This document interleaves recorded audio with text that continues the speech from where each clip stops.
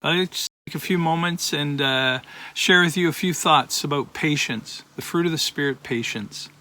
That character quality, that virtue that God works out in our lives as we walk in the Spirit, as we depend upon God's strength and wisdom in our lives. Now, life has been described as a race by many. As a matter of fact, it was one of the Apostle Paul's favorite metaphors. 4 of his letters, if we include the book of Hebrews that he may have written, he uses this powerful metaphor. Life is a race. It's a race. Not necessarily a competition, but more of a marathon. It's a long, strenuous, arduous journey. Likened unto the ancient Greek marathon, 20 some miles over different kinds of terrain, in different facing different kinds of elements. But Paul loves to use this. If he wrote the book of Hebrews, he uses the metaphor in chapter 12, verse 1. Therefore, since we're surrounded by so great a crowd of witnesses, let us also lay aside every weight, the sin which clings so closely, and let us run with endurance the race that is set before us. Wow. Patience is likened as to a race. Paul uses this metaphor because patience is more about endurance than it is about what we experience when we're not patient. When we think about patience, we think of the opposite of that is anger and frustration, being peeved.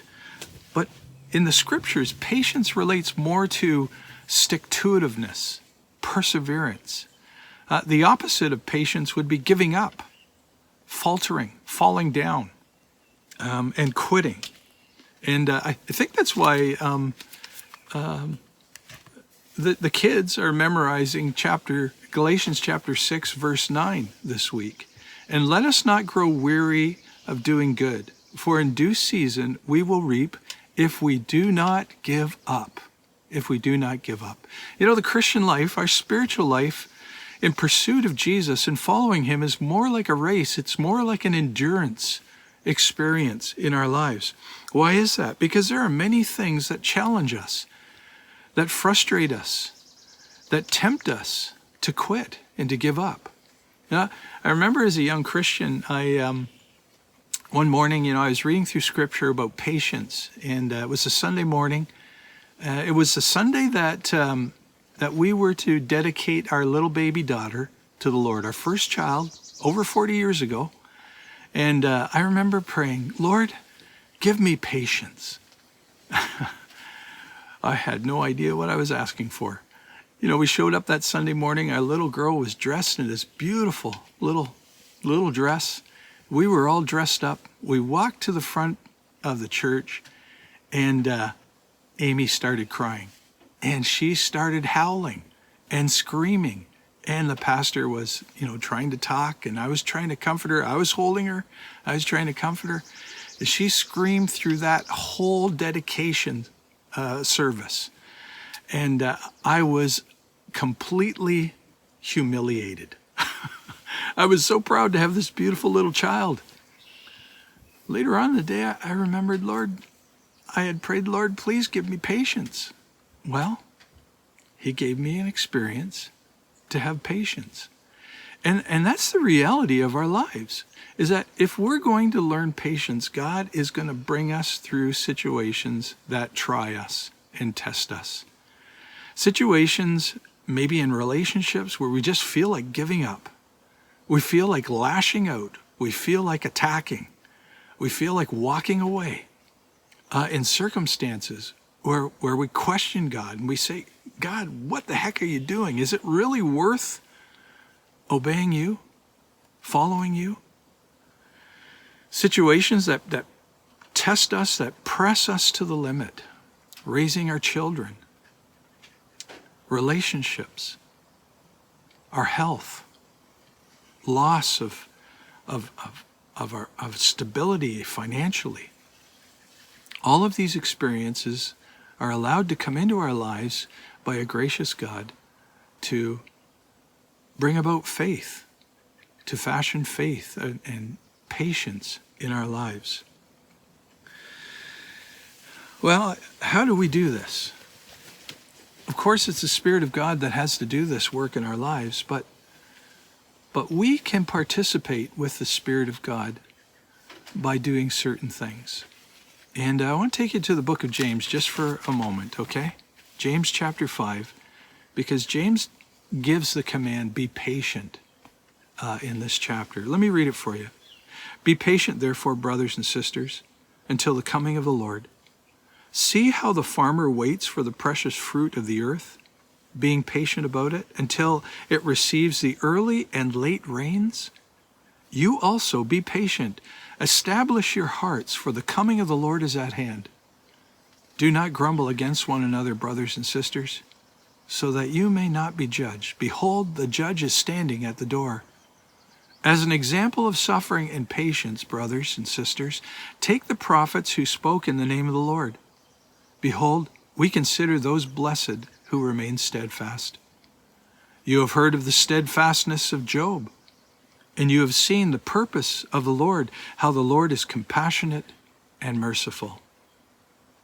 So here's James encouraging us, challenging us to be steadfast, to be patient. And 3 times he mentions the coming of the Lord. What are we patient for? What are we enduring for? Because at the end of the road is the prize. At the end of the race is the reward. The reward is the Lord Jesus Christ. He's coming back. He is coming back. 3 times he mentions this in these short verses. Take a minute to read it over sometime today. James chapter 5. That's our prize. That's why we run the race, because we know at the end of the race is the best of all, our great reward. But he uses 3 examples, and very quickly, let me highlight them. First of all, he refers to the farmer. Man, it takes faith and patience to be a farmer. He says, consider the farmer. He plants his crop, and then he waits for the rain. He waits knowing that the rain is coming. No farmer plants a crop wondering if the rain is going to come. It happens. And so just like the farmer, we are to remember that we serve the Lord, that it is the Lord who is working, and that he's in control. He's at work. He will bless what we do in his name. And ultimately, his will shall be done, just like the farmer. We're not planting aimlessly, but we endure waiting that God's work will be done. Well, secondly, he refers to the prophets.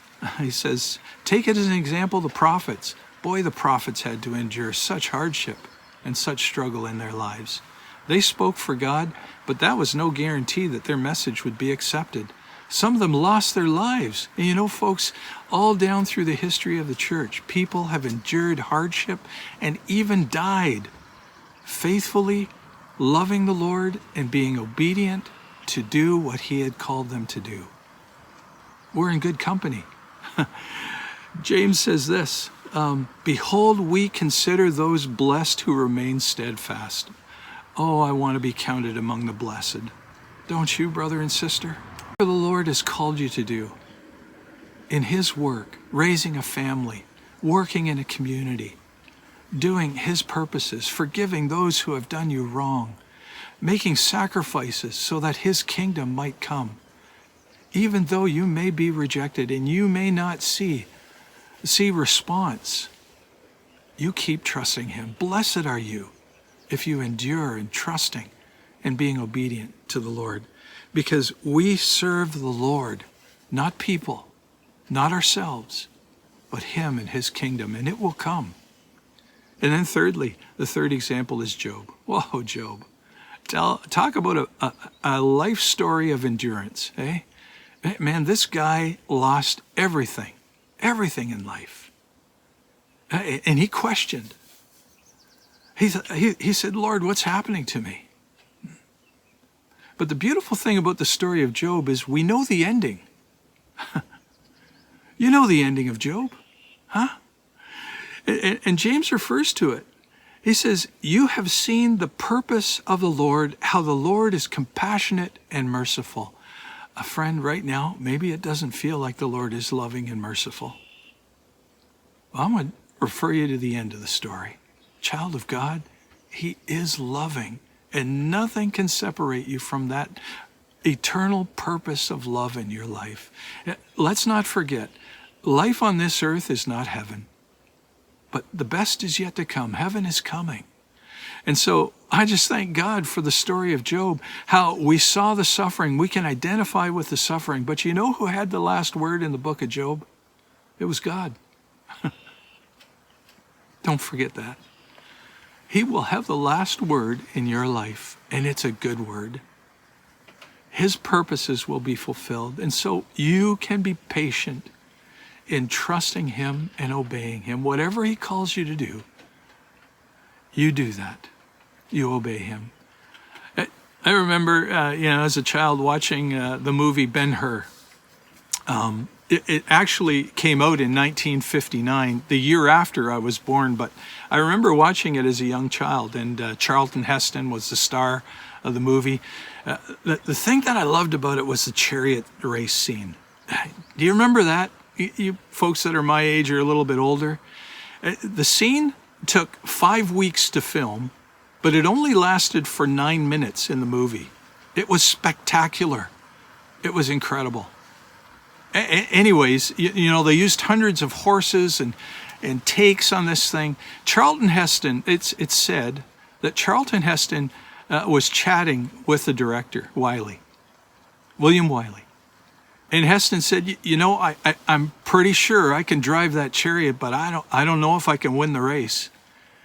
And the director said, listen, you stick with the chariot, you stay on the chariot, and I'll make sure you win the race. Child of God, the director of your life will make sure you finish the race. You keep your eyes on him. You be patient and endure. And the Lord will make it so. Father, thank you for your grace in our lives. Please help us to endure. In Jesus' name, amen.